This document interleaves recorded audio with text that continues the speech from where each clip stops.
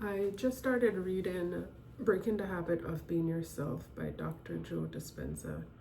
And I have the concept in mind of once you change your reality, you change your personal. No, once you change your personality, you change your personal reality. And it's such a cute phrase. And yet I feel like it's so accurate because it's your identity that kind of determines your life. And I'm not an expert on the subject or anything, but from what I understand, based on how you act, you kind of expect certain things. Like if you're someone who acts shy and acts like no one ever picks you for the team, you're always forgotten. You kind of get that because that's what you expect, and then that's how you act. Like you don't act like someone like, of course I get picked for the team. Matter of fact, I'm the captain. I do the choosing. Like, I feel like there is some truth to what he says in the book. I'm not finished yet, but so far it's making so much sense because if you walk around expecting things to go a certain way, for it to always be traffic, for people to always be rude to you, you kind of get that. Like maybe once in a while you'll get someone be nice to you and you're like, whoa, suspicious. They must be up to something. What do they want? They're about to give me bad news or something like that. And I don't want to be that person anymore. I mean, I've always been someone that kind of expects the best or expect things to work out and expect things to be easy. And sometimes when it gets a bit difficult, I'm just like, yeah, this is not this is not for me. Like it's supposed to be easy. If it's not easy, then it's not for me. But I don't want to fall into that trap because yes, I expect things to be easy, and at the same time I'm not afraid of hard work. I feel like hard work is different than expecting things to just be difficult all the time. Like if I have to, let's say, stay up late to learn how to build a website, I feel like that's hard work. I don't feel like that's being difficult or I wouldn't take that as permission or a reason to not do the thing. I would just take it as, no, I'm just determined to, for example, build a website. So I'm determined to learn how it works. And if I have to stay up all night to figure it out, that's just what I'm gonna have to do. Because to me, that's just me doing hard work. That's not the thing being difficult.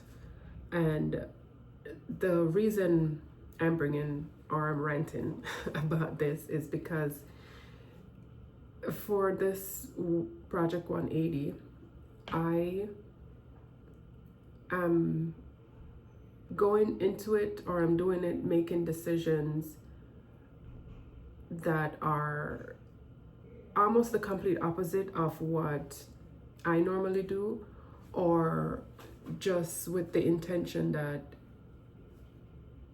someone who already knows how to speak, someone who already has 100,000 followers, someone who's getting paid $1 million a month, maybe that's far, but someone who's getting, paid a lot of money, at least a lot compared to what I'm thinking right now. How would she act? Like, how would she really present herself in her videos? Would she really give two shits about rambling? Would she care that the background isn't perfect? Or would she just do it and just know that the message is in there and the person that it's for will get it? Like if it's a part of a course, she is not so consumed by the background, the lighting, like the small things that, like I said in one of my last videos, I tend to make bigger than they actually are. Or am I going into it with the expectation that no, this is going to work out. This is how I do it for now. I will improve later. And for now, I'm just expecting it to work out. I'm expecting it to do good. I'm expecting that the person that buys the course gets the message because I am delivering the message. And I'm learning to implement that, where I really, not just in my head like, oh, of course everything works out for me, but like really determined that it does work out for me no matter what I do. Like it has to, like, it wouldn't make sense for it not to work out.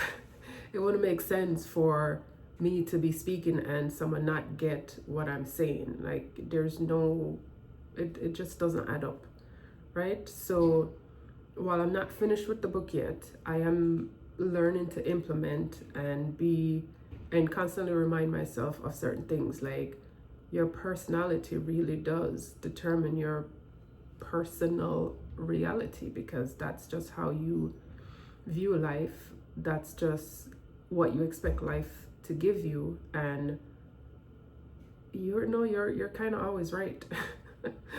Even when you go to, let's say, you're the type of person that thinks like, oh man, they always mess up my food, and you go to Chick-fil-A and you get your food, you don't check it, and when you get home you look at it and you're like, oh yeah, of course they messed it up. So it's like, you're in that, you have that personality where you just never get it right. Like no matter what you do, it's always messed up, and life kind of reflects that back to you.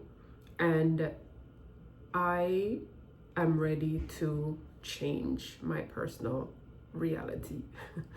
I'm kind of playing with the question of like, what's the complete 180 of what I would do or what I would normally do, to see what the difference would be. Because while I love my personal reality right now, I can do so much better. Like it's time. It's time that I do better. So I'll keep going with the book and figure out, what else I would like to implement from it. But for now, I am, figuring out what's the complete opposite of what I normally do, and take action on that, and also remember the empowering part of, I also have a choice. I also get to play this game of life. I also have a say in my personal reality, because it's personal. Everybody does. Everybody has their own thing. So it's a lot of science in the first two halves, I think. Two halves, that's stupid. In the first half of the book.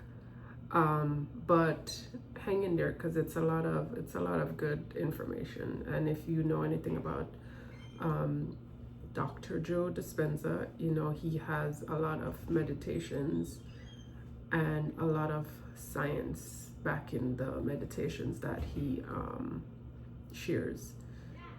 And I'm ready to change my personal reality. That's the point of this video. So I thank you for watching, and I'll see you in the next one.